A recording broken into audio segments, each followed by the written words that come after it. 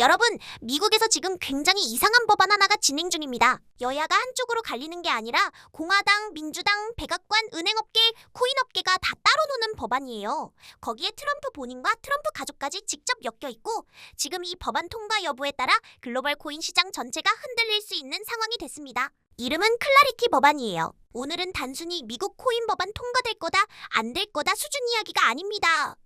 왜 이 법안이 갑자기 변수가 됐는지, 그리고 그 결과가 한국 시장 종목에 어떻게 직접 들어오는지까지 한 번에 정리해드릴게요. 먼저 큰 그림부터 봐야 합니다. 클라리티 법안의 진짜 핵심 쟁점은 딱 하나예요. 스테이블 코인을 맡긴 사람에게 이자를 지급할 수 있느냐, 없느냐. 이게 왜 중요하냐? 은행은 지금까지 이렇게 돈을 벌어왔어요. 고객 예금을 1% 미만 이자로 받아서 그 돈을 4% 대금리로 대출 굴리는 구조. 이 마진이 은행의 본질입니다. 근데 만약 스테이블 코인이 이자를 줄 수 있게 되면 사람들이 은행 예금 빼서 코인으로 옮길 가능성이 커지죠. 은행 입장에서는 존재 자체가 위협받는 사건입니다. 그래서 은행권은 이자 지급 금지를 강하게 주장하고 코인 업계는 이건 소비자 보호가 아니라 은행 수익 보호 아니냐고 반박합니다. 이게 지금 미국에서 진행 중인 한판 승부의 본질이에요.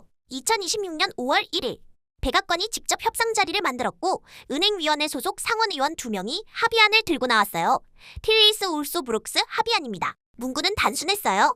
스테이블 코인 보유자에게 이자나 수익을 지급할 수 없다. 이것만 보면 은행권의 완승처럼 보입니다.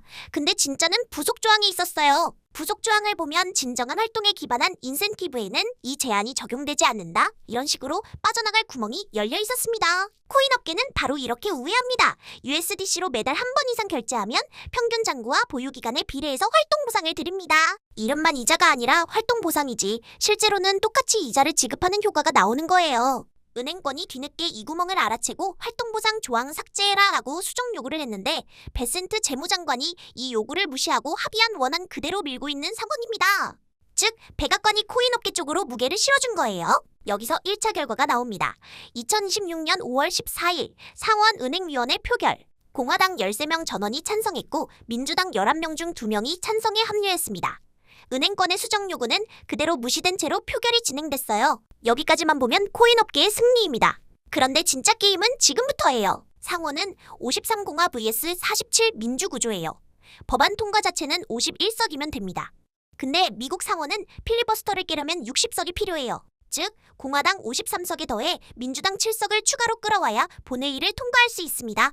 여기서 은행위에서 찬성표를 던진 민주당 2명, 가예고 의원과 알소브룩스 의원이 결정적인 발언을 합니다. 윤리 규정 없이는 오늘 표결 찬성이 본회의에서 찬성으로 이어지지 않는다. 즉, 윤리 규정 안 들어가면 본회의에서 다시 반대로 돌아선다는 신호예요. 여기서 한번 짚고 갈게요. 지금 우리가 보고 있는 건 단순한 미국 법안 표결 뉴스가 아닙니다. 스테이블 코인 산업 전체의 구조가 바뀌는 분기점이고 그 뒤에 트럼프 가족, 백악관, 은행, 코인업계, 민주당이 다 얽혀 있어요. 끝까지 보시면 마지막에 이 흐름에서 한국 시장이 어떤 종목이 직접 영향을 받는지까지 정리해드릴게요. 여기서 가장 충격적인 부분이 등장합니다. 바로 월드 리버티 파이낸셜, WLF라는 회사예요. 이게 뭐냐?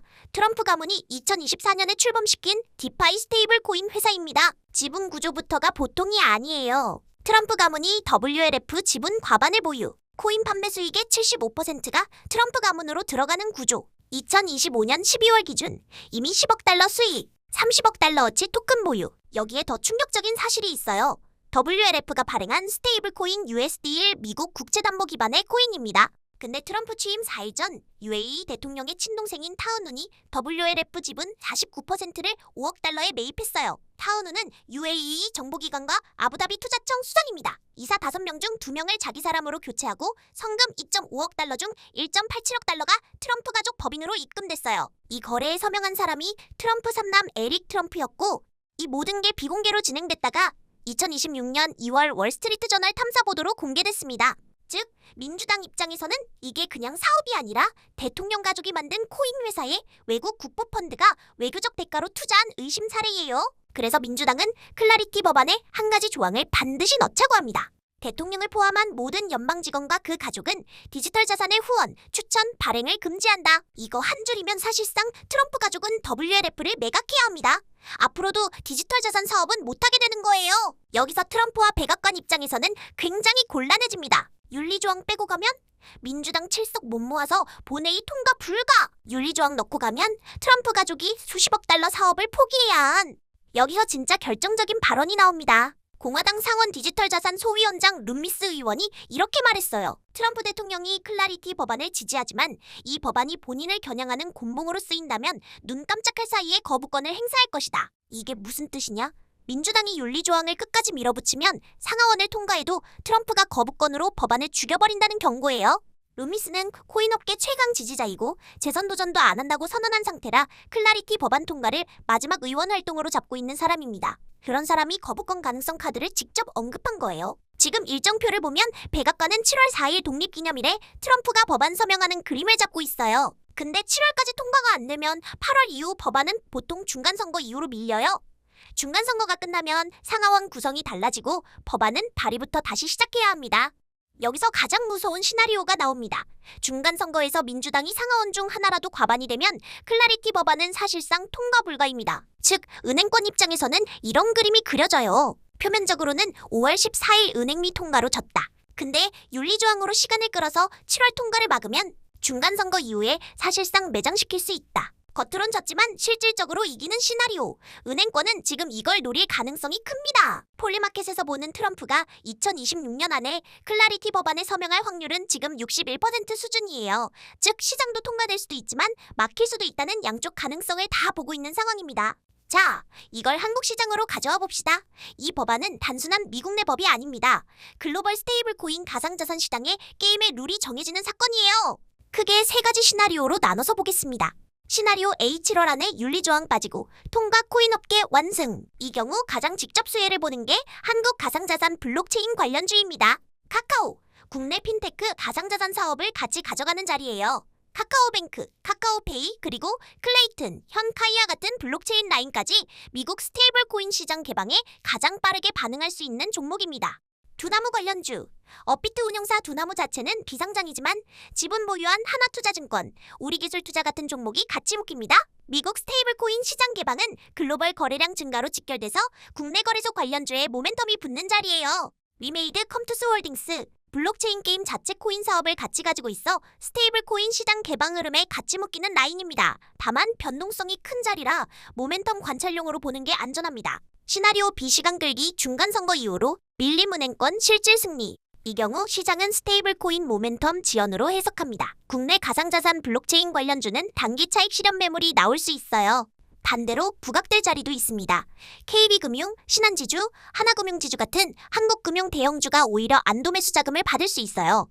글로벌 은행권의 예금 방어 시나리오가 이긴 그림이기 때문에 한국 금융주에 대한 디스카운트 우려가 줄어드는 자리입니다. 시나리오 C 트럼프 거부권 행사 변동성 폭발. 가장 변동성이 큰 시나리오예요. 법안이 상하원을 통과했는데 트럼프가 거부권을 쓰면 시장은 단기 충격, 장기 정책 불확실성 동시 노출 구간에 들어갑니다. 이때는 종목보다 방어자산이 더 부각될 수 있어요. KTNG, 한국전력 같은 배당 방어주, 그리고 글로벌 안전자산 흐름에서 같이 부각되는 금 관련 종목, 고려아연, LX 인터내셔널 같은 자리가 단기적으로 시장의 피난처 역할을 할 수 있습니다. 자, 여기까지 보셨다면 오늘 흐름은 머릿속에 정리가 되셨을 겁니다. 클라리티 법안은 단순한 코인 법안이 아니에요. 은행권의 수익 구조 vs 코인 업계의 확장 vs 트럼프 가족의 사업 vs 민주당의 견제. 이 네 가지가 동시에 부딪히는 자리이고 그 결과에 따라 한국 시장의 가상자산 금융방어주 자리가 정반대 방향으로 움직일 수 있습니다. 오늘 짚어드린 가상자산 블록체인 라인, 카카오 하나투자증권, 우리기술투자 위메이드 컴투스홀딩스, 한국금융대형주 KB금융, 신한지주, 하나금융지주, 그리고 방어 안전자산 라인, KTNG 한국전력, 고려아연, LX 인터내셔널까지 이건 같은 미국 법안 안에서도 완전히 다른 방향으로 움직일 수 있는 자리들입니다. 여기서 한 발 더 들어가고 싶으신 분들 분명 계실 거예요. 내가 들고 있는 가상자산 핀테크 금융 종목, 이 흐름에서 수혜야 역수혜야? 이 흐름에서 추가로 봐야 할 후속 수혜주, 급등 가는 종목은 뭘까? 반대로 정리해야 하는 종목은 없을까? 이런 질문이 떠오르셨다면 설명란 구글폼에 남겨주세요. 이번 클라리티 법안 트럼프 거부권 시나리오 흐름 기준으로 시나리오별 수혜주, 급등 가능 종목, 피해야 하는 종목 리스트, 그리고 지금 보유하고 계신 종목 무료 진단까지 같이 정리해서 도와드리겠습니다. 법은 종이 한 장이지만 돈은 그 종이를 따라 움직입니다. 그리고 그 종이의 방향이 지금 워싱턴에서 정해지고 있어요. 앞으로도 복잡한 이슈를 한국 시장 돈의 흐름 관점에서 가장 쉽게 풀어드리겠습니다. 영상이 도움되셨다면 좋아요와 구독 부탁드리고 다음 영상에서 뵙겠습니다.